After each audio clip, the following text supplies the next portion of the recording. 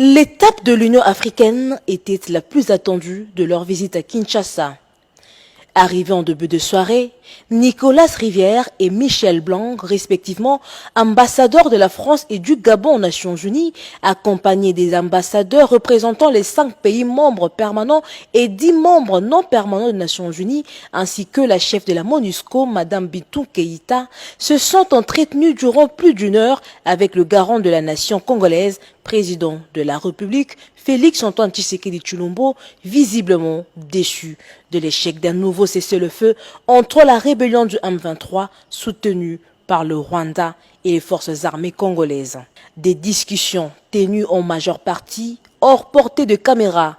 À en croire les chefs de la délégation qui ont fait la restitution à la presse, les discussions ont tourné autour de l'épineuse question de la situation sécuritaire et humanitaire dans l'est du pays et des questions relatives à la préparation du processus électoral en République démocratique du Congo. Nous venons de clôturer la première étape de notre séjour en RDC, notamment celle ici à Kinshasa, par le privilège de rencontrer le chef de l'État est entouré des membres du gouvernement et des membres de son cabinet.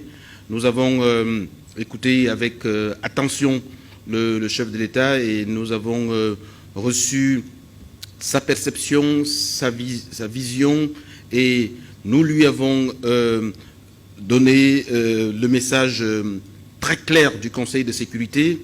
Le Conseil de sécurité est aux côtés de la RDC dans la situation actuelle que la RDC vit sur le plan humanitaire et sur le plan sécuritaire. Nous sommes là pour apporter, d'ailleurs d'abord nous enquérir de la situation. Écouter à New York, parler à New York est une chose, toucher du doigt et nous enquérir de la situation sur le terrain est une autre chose.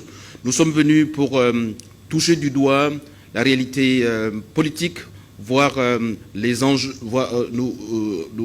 nous approprier des enjeux et surtout voir l'ampleur de la situation humanitaire. Interrogés sur l'éventualité des sanctions contre le M23 et le Rwanda, les deux diplomates ont affirmé que toutes les options étaient envisageables. Les sanctions ont un processus. Je suis personnellement chargé du comité de sanctions du Conseil de sécurité en ce qui concerne la RDC. J'étais ici au mois de novembre avec une délégation entière du Conseil du comité de sanctions, avec un questionnaire qui avait deux principales questions. Première question, est-ce que les sanctions sont utiles? Deuxième question, quels individus et quelles entités doivent-on sanctionner? Je voudrais peut-être rappeler comment est-ce que le comité de sanctions est saisi par rapport aux sanctions.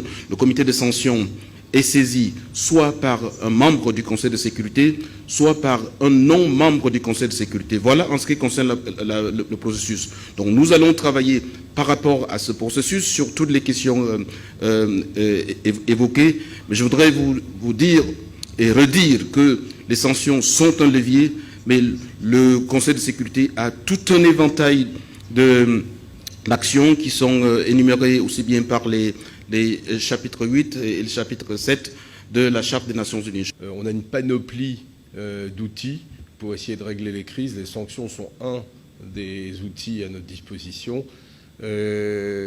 Deuxièmement, ce que je tenais à dire, c'est que dans le cas de l'action du M23 dans l'Est et de l'action des groupes armés, le Conseil de sécurité s'est déjà clairement prononcé sans ambiguïté. Il a condamné l'interférence et l'action du M23 et a exigé qu'il cesse. Donc la pression monte, des mesures sont prises et toutes les autres options sont envisageables à ce stade.